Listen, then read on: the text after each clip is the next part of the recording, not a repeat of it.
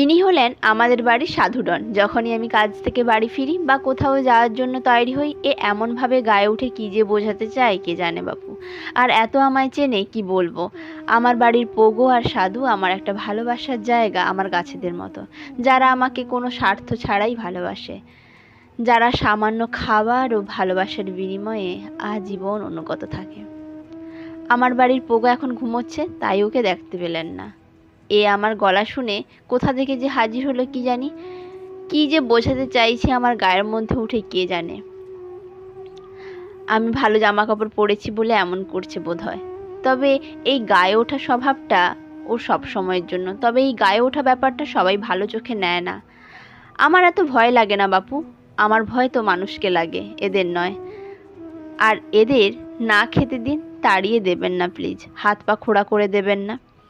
মানুষের চেয়ে বেশি কৃতজ্ঞতা